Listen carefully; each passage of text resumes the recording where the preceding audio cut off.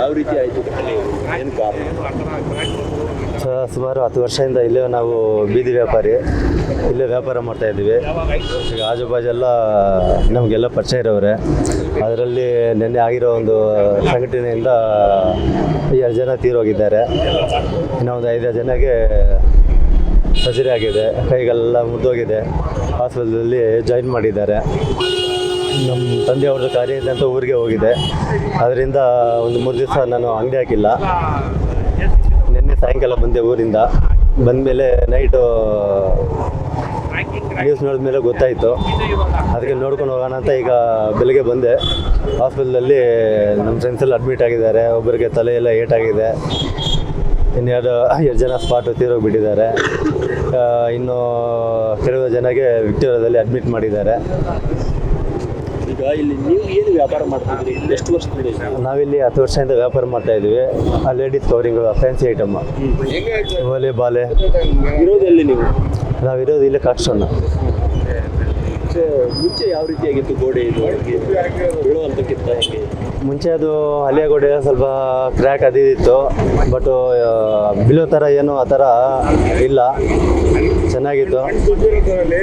ಹೌದು ಸರ್, ಅದಕ್ಕೆ ಮುಂಚೆ ಏನೂ ಇಲ್ಲ, ನಾರ್ಮಲ್ ಇತ್ತು. ಯಾವಾಗ ಬಂದು ಈ 2 ತಿಂಗಳು 3 ತಿಂಗಳಿಂದ ಮಣ್ಣು ಬಂದು ಹೆವಿ ಪ್ರೆಷರ್ ಆಗಿ ತುಂಬಿದ್ರು, ಈ ಮಳೆ ಇದಕ್ಕೆ ಬ್ಯಾಲೆನ್ಸ್ ಇಲ್ಲದೆ ಅದು ಬಿದ್ದಿರೋದು. ಎಲ್ಲಿಂದ ಬಂತು ಮಣ್ಣು? ಅದೇ ಹಾಸ್ಪಿಟಲ್ ಕಡೆಯವರು ಅದು ಪ್ಲೇ ಗ್ರೌಂಡ್ ಇದು ಮಾಡೋಕ್ಕೆ ಅದೆಲ್ಲ ಕ್ಲೀನ್ ಮಾಡಿ ಎಲ್ಲ ತುಂಬಿಸಿದ್ದು ಮಣ್ಣು. ಕಡೆಯವರು ಮಣ್ಣು ಹಾಕಿದ್ರು. ಹಾಂ. ಎಷ್ಟು ವರ್ಷ ಗೋಡೆ ಕಟ್ಟಿದ್ದು ಏನಾದರೂ ಗೊತ್ತಾ ನಿಮಗೆ? ಯಾವಾಗ ಕಟ್ಟಿದ್ರು? ಅದು ಸುಮಾರು ಒಂದು 30 ವರ್ಷ ಗೋಡೆ ಸರ್, ಒಂದು 30 ಮೇಲೆ. ಅದ್ರ ಮೇಲೇ ಪ್ಲಾಸ್ಟರ್ ಮಾಡಿದ್ರೆ ಹೆಂಗೆ? ಇಲ್ಲ, ನಾರ್ಮಲ್. ಈಗ ನಿಮ್ಗೆ ಹೆಂಗೆ ಅನ್ಸ ಇದೆ ಗೋಡೆ, ಆ ಗೋಡೆ ಹೆಂಗೆ ಅನ್ಸ ಇದೆ ಹಂಗೆ ಇತ್ತು. ಹಂಗೆ ಗೋಡೆ ಇತ್ತು? ಹಂಗೆ ಅದೇ ಗೋಡೆ. ಈಗ ಸ್ನೇಹಿತರು ಯಾರೋ ತೀರ್ಕೊಂಡಿದ್ದಾರೆ? ಹೌದು ಸರ್, ಹೌದು ಸರ್. ಅದರಲ್ಲಿ ನಮ್ಮ ಸ್ನೇಹಿತರು 2 ಜನ ತೀರ್ಕೊಂಡಿದ್ದಾರೆ. ಇನ್ನು 3 ಜನ ಹಾಸ್ಪಿಟಲಲ್ಲಿ ಇದ್ದಾರೆ. ಕೈಗಳೆಲ್ಲ ಮುರಿದೋಗಿದೆ. ಹಾಸ್ಪಿಟಲಲ್ಲಿ ಟ್ರೀಟ್ಮೆಂಟ್ ತೊಗೊಳ್ತಾ ಇದ್ದಾರೆ. ನಿಮ್ಗೆ ಗೊತ್ತಿರೋ ಪ್ರಕಾರ ಯಾವ ರೀತಿಯಾಗಿ ನಿಮ್ಗೆ ಯಾರಾದರೂ ಇದು ಹೇಳಿದ್ರು? ಇಲ್ಲ, ಈಗ ಹೇಳ್ದಲ್ಲ ಸರ್ ನಿಮಗೆ, ಅದಕ್ಕೆ ಮುಂಚೆ ಏನೂ ಇಲ್ಲ. 2-3 ತಿಂಗಳಿಂದ ಒಳಗಡೆ ಎಲ್ಲ ಕ್ಲೀನ್ ಮಾಡಿಬಿಟ್ಟು ಪ್ಲೇ ಗ್ರೌಂಡ್ ಇದು ಮಾಡೋಕ್ಕೆ ಮಣ್ಣು ಬಂದು ಎಲ್ಲ ತುಂಬಿದ್ರು. ಆ ಪ್ರೆಷರಿಂದ ಅದು ಈ ಮಲೆ ಇದಕ್ಕೆ ಬಿದ್ದಿದೆ. ಅದರಲ್ಲಿ ತುಂಬ ಹಳೆ ಗೋಡೆ ಅಲ್ಲ, ಅದಕ್ಕೆ ಬ್ಯಾಲೆನ್ಸ್ ಇಲ್ಲ, ಏನೂ ಇಲ್ಲ. ಆದ್ದರಿಂದ ಈ ಥರ ಆಗಿದೆ. ಯಾರು ನಿರ್ಲಕ್ಷ್ಯ ಅನ್ಬೋದು? ನಿರ್ಲಕ್ಷ್ಯ ಯಾರು ಅನ್ಬೋದು? ಸರ್ಕಾರದ ಅನ್ಬೋದಾ, BBMP ಅನ್ಬೋದಾ, ಆಸ್ಪತ್ರೆ? ಸರ್ಕಾರಿ ಹಾಸ್ಪಿಟಲ್. ಹೌದು ಸರ್. ಹೌದು, ಯಾಕಂದರೆ ಅದು ತುಂಬ ಹಳೆಯ ಗೋಡೆ.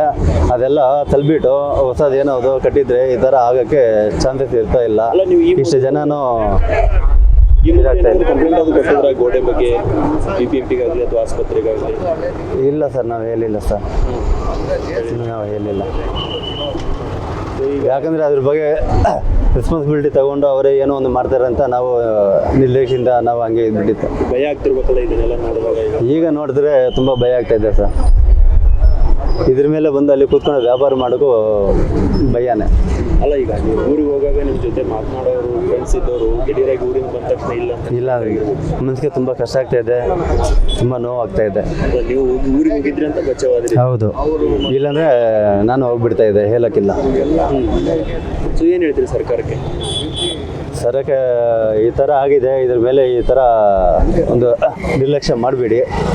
ನಮ್ಮಂಥವ್ರಿಗೆ ಸ್ವಲ್ಪ ಸೌಲಭ್ಯ ಮಾಡಿಕೊಡಿ.